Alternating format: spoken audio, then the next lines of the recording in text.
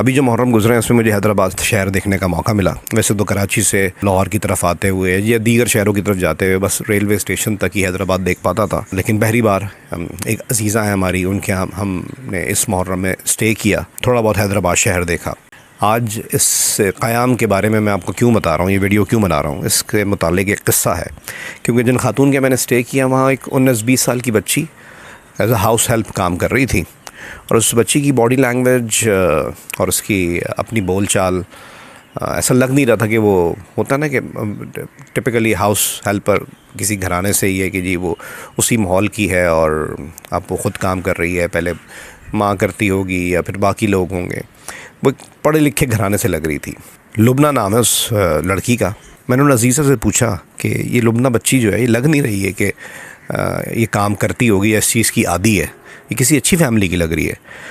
तो उन्होंने बताया कि बिल्कुल ऐसा ही है, और इसकी एक कहानी है, और ये कहानी है 2018 की।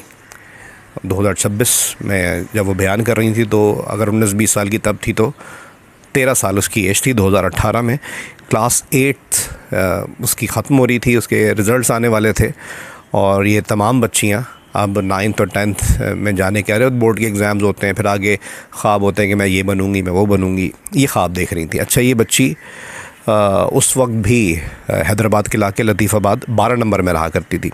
कोई वेल ऑफ फैमिली नहीं थी, लेकिन पढ़ने लिखने वाली बच्ची थी। ये 3 बहनें थीं, सबसे बड़ा भाई था और सबसे छोटा भाई था। ये तीसरे नंबर की बहन थी, यानी कि इससे छोटी एक बहन और इससे बड़ी एक बहन और सबसे छोटा भाई और सबसे बड़ा भाई। 2018 में जब ये 8th क्लास इसकी ख़त्म हो रही थी और ये 9th क्लास में जाने वाली थी तो इसके वालिद साहब की डेथ हो गई। लुबना बताती है कि एक दिन जब वो स्कूल से घर आई है तो इसके चचा चची और चचा चची के कुछ जानने वाली एक ख़ातून हमारे घर आई हुई थी। असल में वो लुबना की बड़ी बहन का रिश्ता लेकर आई थी। अब चचा चची का रेफरेंस था और बड़ी बहन की शादी की एज भी हो गई थी उनके हिसाब से। बड़ी बहन इनकी जब ये लुबना 13 साल की तो बड़ी बहन 6-7 साल बड़ी थी, 19-20 साल की होगी। तो बहरहाल उसका रिश्ता कंफर्म हुआ, पक्का हो गया, और कह रही मैं नाश्ता वाश्ता दे रही थी, स्कूल से आने के बाद इन लोगों को सर्व कर रही थी। तो उन्होंने बोला कि हमारा एक और भाई भी है, तो हम चाह रहे हैं कि एक ही घर में अगर आप इस बेटी के बारे में भी अगर सोचें।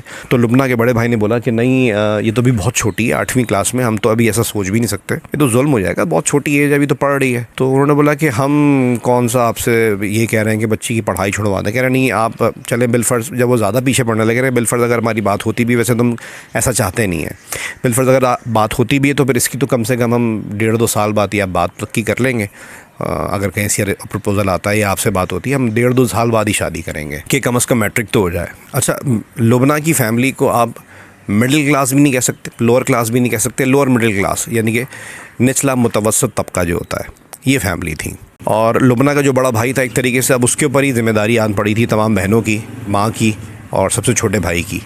और वो एक जगह जॉब करता था जहाँ पे मालकान का बड़ा एतमाद था, और वो ख़ुद भी एक शरीफुन नफ्स इंसान था, एक ईमानदार इंसान था। तो घर का गुजारा हो रहा था उसकी तनख्वाह से, अकेला कमा रहा था, और घर वालों के साथ भी बड़ा वफ़ादार इंसान था। लुबना बताती है कि जी अब तो आए दिन जो मेरी बड़ी बहन को पसंद करके गए थे वो आए दिन आने लग गए। वो जो खातून ही आ रही थी कि मेरे असल में अपने भाई का रिश्ता लेकर आई थी, तो कि जी नहीं आप इसका भी रिश्ता देते हैं, इसका। इतने दिन आए वो, और वो हमारे घर वालों को कैसे शीशे में उतारा कि मेरी बहन और मेरी शादी की तारीख़ तकरीबन 20-22 दिन बाद की फ़िक्स कर दी गई। शादी की तैयारियां होनी थी। मैं दिल से मुतमईन तो नहीं थी कि जहां मेरी सारी दोस्तें अब इस चीज़ की खुशी मना रही हैं कि 9th और 10th के वो एग्ज़ाम देंगे, बोर्ड के एग्ज़ाम देंगे, इंटर में जाएंगे, यूनिवर्सिटी में जाएंगे, वहाँ मेरी शादी हो रही थी। अच्छा, लुबना का जिस घर में रिश्ता हो रहा था उसमें उसके सिर्फ ससुर ही थे और सास का इंतकाल हो गया था। इसके अलावा सबसे छोटी नंद जिसको अब नॉर्मल उन्होंने बताया था कि अब नॉर्मल है, वो शख्स जिससे इसकी लुबना की शादी तय हुई थी, फिर इससे बड़ा भाई जिससे लुबना की बड़ी बहन की शादी तय हुई थी, और फिर ये लुबना की एक नंद जो डिवोर्सी थी, तलाक़ याफ्ता थी। अच्छा, तय ये हुआ कि जिस दिन बारात है उस दिन सुबह में बड़ी बहन का निकाह हो जाएगा, और फिर बारात की तकरीब में छोटी का निकाह कर लेंगे, ताकि फिर एक ही वक्त में ना 2-2 निकाह हों, बारात की महफिल भी हो तो ज़्यादा हैप-हैज़र्ड ना हो जाए, तो तरीके से काम हो जाए। तो जिस दिन बारात थी उस दिन सुबह में फिर बरी आई, और लुबना कहती है मैं ज़ाहिर बात थी तो बच्ची, तो जब मैंने बरी देखी तो जेवर के नाम पे आर्टिफिशियल ज्वेलरी भी कोई नहीं, और जो कपड़े थे उसमें 4-5 बस नॉर्मल से जॉर्जेट के सूट थे और ये वो ना।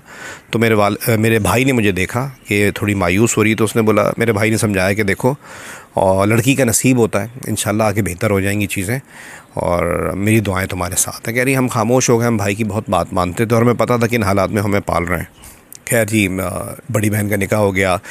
शाम में जब बारात की तकरीब हुई तो वो महफिल भी हो गई, निकाह मेरा भी हो गया। जूता छुपाई की रस्म होती है, एक छोटी सी बात बता रही, जूता छुपाई की रस्म होती है, वो मेरी मेरे बड़ी बहनों की हुई।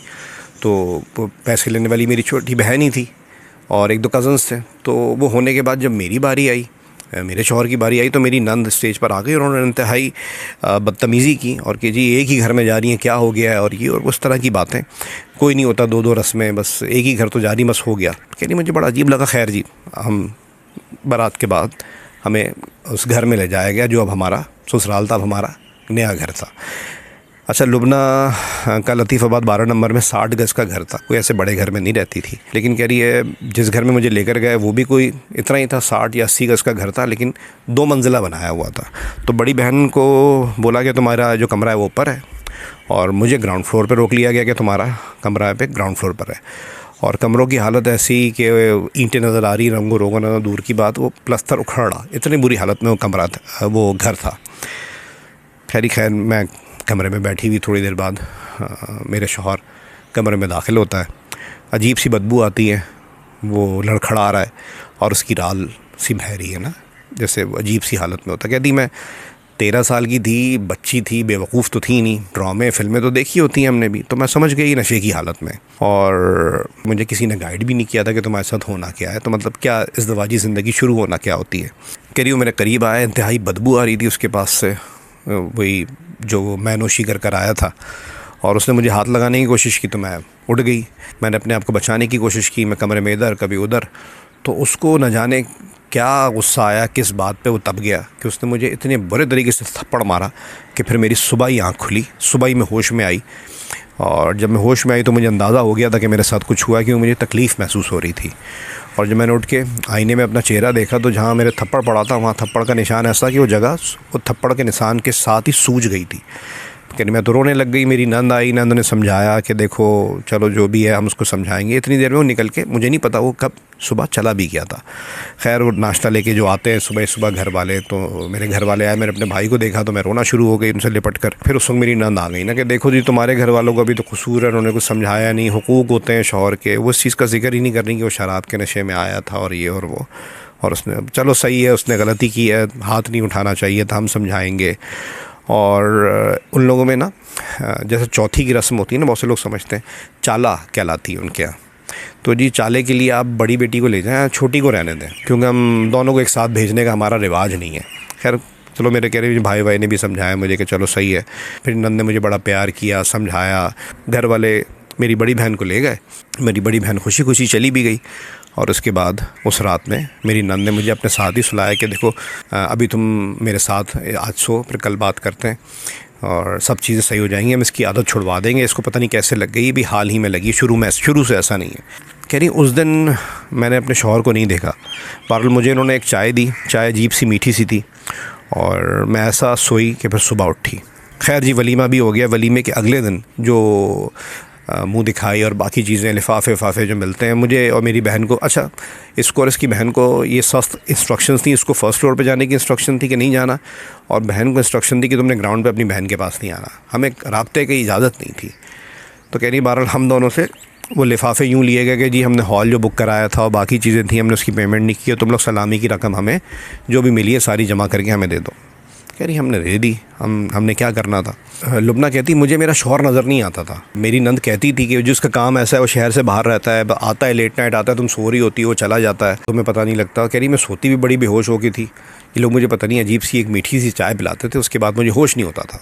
लुबना को अपनी बहन से राब्ते की इजाज़त नहीं थी, हालांकि उसी घर में फर्स्ट फ्लोर पर थी और 60-80 गज़ का तो घर था। उस घर में सास तो थी ही नहीं, कि नहीं छोटी जो मेरी नंद थी वो एबनॉर्मल थी। बड़ी नंद जिसके ज़रिए रिश्ता हुआ था वो सुबह ही सुबह तैयार होकर या दोपहर में निकल जाती थी, वो शाम में आती थी।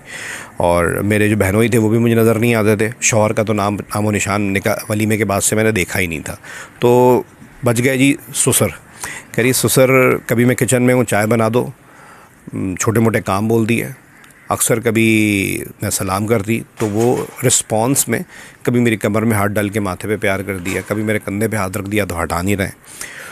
अब मैं भी ज़ाहिर बात है बाप की शफ़क़त देख चुकी थी, मुझे पता था ये बाप की शफ़क़त नहीं है, ये हरासमेंट है, लेकिन मैं किसी से कुछ कह ही नहीं पाती थी। और फिर बेसिक ज़रूरियात की चीज़ें जो मैं अपनी बहन से कह नहीं सकती, एहसास है नहीं, तो जब इनको एहसास हुआ तो ये कहते हैं कि बेटा तुम्हारी कोई ज़रूरत हो तो मुझे बता दिया करो, मैं तो अपनी बेगम के लिए भी मैं ही लाता था, वो थोड़ी जाती थी, तो मुझे बता दिया करो।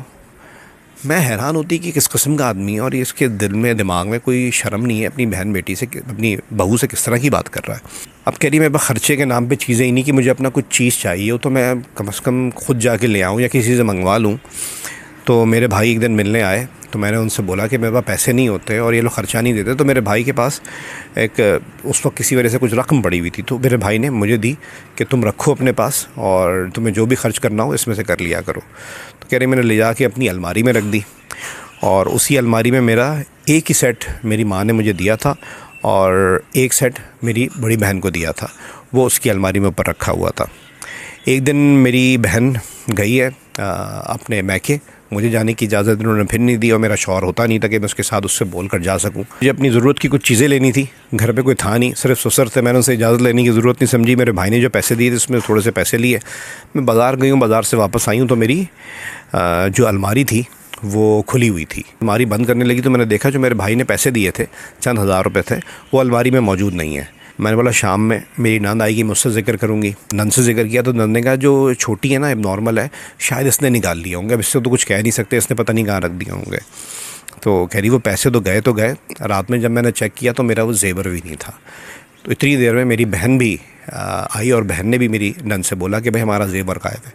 तो मेरी नंद ने घर में शोर मचा दिया कि तुम थोड़ी देर के लिए गई थी, घर में चोरी हो गई, तुम्हारी बहन भी बाहर थी, अब्बा अकेले थे, वो पता नहीं अपने कमरे में होंगे, हमारे घर में चोरी हो गई। अच्छा जी चोरी हो गई तो पुलिस में रिपोर्ट दर्ज कराओ।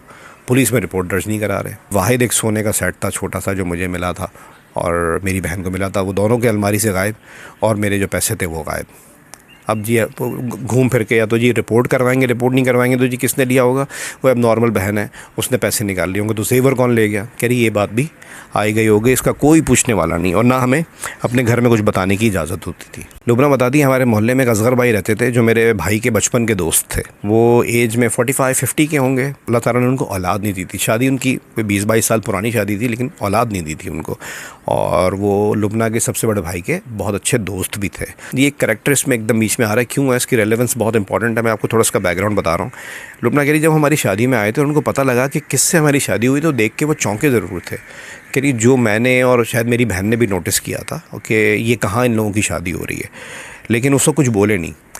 और दोबारा हमने असगर भाई को कब देखा कि जब हमारी शादी हो गई और मैं अपने ससुराल आ गई तो असगर भाई हर दूसरे से तीसरा दिन नहीं होता था, वो आते थे मेरी नंद से मिलने जो तलाक याफ्ता थी, और वो एक कमरे में बैठ के बातचीत मजाक हो रहा है हर किस्म का। और तो बहुत अच्छी दोस्ती थी मेरी नंद से उनकी ना। एक दिन लुबना कहती है मेरी नंद ने मुझसे बोला कि भाई तैयार हो जाओ, अपना हम घूमने चल रहे हैं। तो कह रही मैं तैयार हो गई। शायद मैंने सोचा कि भाई शौहर मेरा आएगा और उसके साथ जाएंगे। थोड़ी देर बाद असगर भाई आते हैं। असगर भाई की गाड़ी में मेरी नंद उनके साथ आगे बैठ जाती है और मैं पीछे बैठती हूँ, मेरे साथ मेरी अब नॉर्मल वाली जो नंद है वो बैठ जाती है। अब जी गाड़ी चल रही है कह रही मैं स्कूल से घर, मेरा कभी इतना ज़्यादा शहर के माहौल को नहीं जानती थी, इतनी दूर के इलाके नहीं जानती थी, लेकिन गाड़ी चले जा रही। थोड़ी देर बाद वीराना शुरू हो गया और वीराने में कोई 120 या 150 गज का कोई घर था, वो दूर से ही नज़र आ रहा था। वहाँ पहुँचे जी और उस घर में मुझे मेरी नंद ने बोला उतरो भाई। असगर भाई और मेरी नंद भी अंदर चले गए।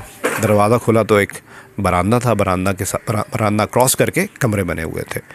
कह रहे हम लोग वहाँ चले गए, उस घर में कोई भी नहीं था। असगर भाई नहीं वो सारे ताले वाले खोले। मैं और मेरी जो एबनॉर्मल नंद थी, यानी कि लुबना और लुबना की एबनॉर्मल नंद थी, वो एक कमरे में बैठ गए और कह मेरी बड़ी नंद और असगर भाई दूसरे कमरे में चले गए और वो लोग कुछ बात कर रहे थे। थोड़ी देर बाद एक शख्स आता है, दराज कद, लंबी मूछें, और वो अजीब अंदाज में ना सूट पहना होता है। तो कह रही मैं तो उसको देख के सहम गई। सारी बात है, 13-14 साल की बच्ची वैसी एक टेंशन में है कि उसको कहाँ ले आए, और फिर एक अजीब सा एक शख्स उसके पास आता, कह रही है मुझे और मेरी नॉर्मल नंद को बड़े गौर से देखता, फिर उस कमरे में चला जाता जहाँ मेरी बड़ी नंद और असगर भाई हैं। ही मेरा दिल वैसे ही धड़क रहा था कि हम कहाँ आ गए हैं और क्या मामला है। थोड़ी देर बाद उस कमरे से चीखने चिल्लाने की आवाज़ आनी शुरू हो गई, लड़ाई शुरू हो गई, और मेरी नंद चीख रही है। मैंने कान लगाया तो बहस सी हो रही, कोई शख्स कह रहा, मुझे नहीं पता, असगर भाई कह रहे थे कि वो जो शख्स आया था वो कह रहा था, आवाज़ मुझे हल्की हल्की सुनाई दे रही, तो तुमने तो कहा था कि दूंगा और ये तो यूज्ड है, तुम्हारे भाई ने एक दिन यूज़ किया है इसको, और ये और वो। तो मेरी नंद कह रही है कुछ भी है तो फ्रेश है, तो छोटी उम्र की, मैं तो इतने लाख लूँगी। वो कहता नहीं मैं 2.5 लाख दूंगा। लुबना कहती मैंने अपने कानों से अपनी बोली लगते हुए सुनी, तो मैं तो अल्लाह का कलाम पढ़ना भी चाह रही थी, और ना मुझे आयतुल कुर्सी याद आ रही, ना मुझे दुरूद शरीफ याद आ रही, बस मुझे हिचकियाँ लग गई और मैं बस अल्लाह अल्लाह अल्लाह कह रही कि बस मुझे समझ ही कुछ नहीं आ रहा, मैं सारी आयतें भूल गई, सिर्फ मुझे अल्लाह अल्लाह का विर्द कर रही मैं। इसी असना में मेरी जो एबनॉर्मल नंद थी वो किसी वजह से उठ के वॉशरूम गई है। मैं उस कमरे से निकली हूँ, बरामदा क्रॉस किया, दरवाज़ा खुला हुआ था, तो पता नहीं मुझे क्या दिल में आया, मैंने वहाँ से दौड़ लगा दी। पीछे से किसी ने चीख मारी और कुछ लोग मेरे पीछे भागे। मुझे नहीं पता मेरी नंद ने देखा, बड़ी वाली, छोटी नंद ने देखा, असगर भाई ने देखा, बहरहाल कुछ लोग मेरे पीछे भागे। थोड़ा आगे जाके एक शख्स ने मेरा हाथ पकड़ा, तो मैंने देखा तो असगर भाई थे। असगर भाई के मैं पैर पड़ गई कि मुझे जाने दो, मुझे आप लोग बेच रहे हो, मैं आपके बहुत अच्छे दोस्त की छोटी बहन हूँ, हम आपको बचपन से देख रहे हैं, आपको अल्लाह ने औलाद नहीं दी। मैं कह रही मैं उनको दुआएं देना शुरू हो गया, अल्लाह ताला आपको बेटी दे, ताकि आपको एहसास होगा आप मेरे साथ करने क्या जा रहे हो। मैंने हर किस्म के वास्ते दिए, तो उनको पता नहीं क्या दिल में आई। थोड़ी देर बाद उन्होंने बोला कि ये इस रास्ते पे जा रही हो, उधर भागती हुई जाओ, एक PCO आएगा, वहाँ से जिसको फ़ोन करना है अपने घर में करो और उनको बुलाओ। कह रही मैं भागती भागती गई, थोड़ा आगे जाके एक PCO था, होटल प्लस PCO टाइप था, छापड़ होटल टाइप था। कह रही वहाँ एक 50-60 साल का इंसान बैठा हुआ था। मैं उसके पास गई, मैंने उसको बोला कि मुझे एक फ़ोन करना है। मेरी जो हालत देखी वो समझा शायद अपने माँ बाप के घर से अपने आशिक के साथ भागने के लिए निकली है। पहले तो उन्होंने मुझ पर एतमाद नहीं किया, लेकिन फिर उनको मैंने पूरी बात बताई, तो उन्होंने बिठाया, पानी वानी पिलाया, और पानी वानी पिला ही रहे थे कि 3 बाइकों पर 6 लोग आए। कह रही वो जो काउंटर बना हुआ था ना, वो आगे से बंद था, पीछे से खुला हुआ था। उन्होंने मुझे बोला कि मेरे पैरों के पास इधर टेबल के नीचे छुप जाओ। कह रही मैं वैसे ही काँप रही थी, वहाँ छुप गई, और लोग आए, उन्होंने पूछा, इस PCO वाले की थोड़ी कोई रेपुटेशन अच्छी थी, इससे पूछा, इसने बोला यहाँ तो कोई नहीं आया, वो चुपचाप लोग चले गए। कह रही जब वो चले गए तो मैं बाहर निकली, और उसने बोला कि भाई मुझे किसी का नंबर दो, तुमने किसी से बात करनी है, तुम कहाँ की हो। कह रही मैं उनका अपना भाई का नंबर बताना चाह रही, कभी एक दफ़ा बता रही गलत लग रहा है, फिर दूसरी दफ़ा मुझे नंबर ही याद नहीं आ रहा अपने भाई का। मैंने ख़ुद जब फ़ोन हाथ में लिया तो मेरे ऑटोमेटिकली मैंने अपने भाई का नंबर मिलाया और फ़ोन पर बात की, भाई को सारी बात बताई। तो भाई ने बोला कि तुम कहाँ हो, तो कह रही इसने बोला मुझे नहीं पता मैं कहाँ हूँ। फिर उन कैसे इसने फ़ोन करवाया, उससे बात कराओ, तो उन साहब से बात कराई। उन्होंने बोला भाई तो टंडो जाम है, फ़लाना एरिया है, अगर आप यहाँ पे आ सकते हैं तो आप आ जाएँ, जब तक ये बच्ची मेरे पास है। तो कह रही है मैंने फ़ोन रख दिया। फिर मैंने उनसे पूछा कि यहाँ पे कितना टाइम लगेगा। कह रहे हैं तुम्हारा भाई जहाँ से आ रहा है, हैदराबाद है, वहाँ से आते 35-40 मिनट तो लगेंगे।